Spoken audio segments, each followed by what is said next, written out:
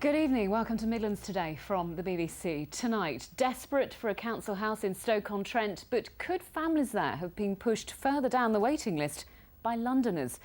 That's the question tonight after officials in Staffordshire were asked by one of the capital's poorest boroughs to home 500 families.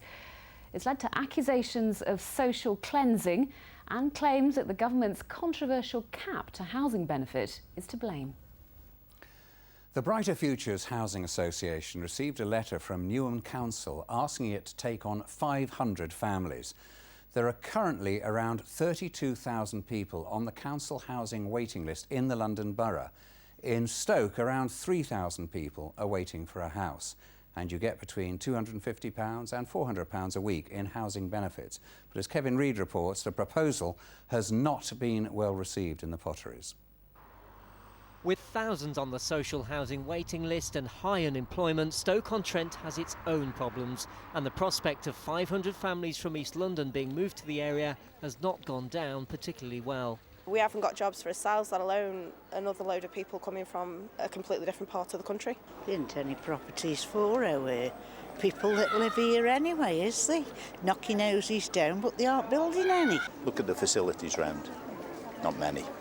Newham Council asked for help in this letter sent to many housing associations, including Stoke's Brighter Futures. They're going to have needs for social services, they're going to have needs for support, welfare needs, need jobs. The council has already had to cut its services to the bone, so there'll be no additional resources but an increase in demand. Stoke-On-Trent City Council say they're concerned and that they want to speak to Newham before the situation goes any further. They add that there are 3,000 people already on their social housing waiting list, and they say their duty is very much to help local people.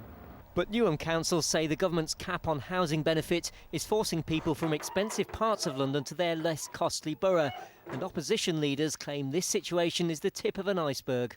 The idea that you take a mum, a dad and some kids and you take them from Newham to Stoke, away from their school, their family, their friends, their jobs, in this day and age, that cannot be right. The government insists the housing benefits bill is still rising and that has to stop. It's also questioning the timing of Newham's claims, given we're so close to local elections. Kevin Reid, BBC Midlands Today, Stoke-On-Trent. Well, a little earlier I spoke to the Housing Minister, Grant Shapps, and I asked him if he agreed that the government's policy on housing benefit could potentially lead to a very unfair situation where people could be parachuted into cities like Stoke. No, I think it's outrageous that Newham are proposing anything of the sort. I've spoken to a number of people today, discovered Newham have never spoken to Stoke-On-Trent about it, Stoke about it at all.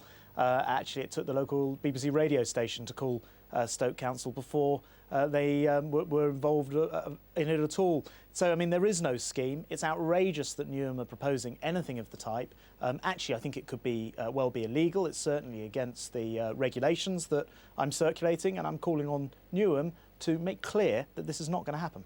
You say it's outrageous and it couldn't happen, but here we are in Britain in the middle of a terrible housing crisis. What are you going to do about it? That's right. Well, housing crises don't just turn up sort of out the blue. This housing crisis has been created because by the end of 2009, there were fewer homes being built in this country at any time since the 1920s, and this has been a historic slowdown in house building. And what we're doing about it is building a lot more homes. I've just come from a speech today where I've been able to announce that house building starts are up by about a third. Things are starting to move. In fact, we're going to be building 170,000 affordable homes for rent in the next 3 years alone. It's completely inexcusable that Newham have issued this press release to the BBC, stirred up a fuss, worried their tenants, and actually worried tenants in Stoke as well. And yet, Mr Shapps, it's not the first time we've seen something like this. I mean, families in Croydon not so long back were offered the chance to move to Walsall. Is the West Midlands becoming a dumping ground for the disadvantaged because of your policies there? Well, no, that should never be the case. And actually, by the way, if people want to move, that's up to them. And if they wish to move around the country, that's their choice. By the way, I think it's very important we do control the housing benefit bill. I can't think why any of your viewers should be working hard, paying their taxes for other people who might be on housing benefit to be able to afford to live in streets and homes and neighbourhoods that the working people who are paying all of their tax to support the housing benefit system can't possibly afford to do themselves. Grant Shapps, the Housing Minister, speaking to me earlier today. Thanks for watching this evening.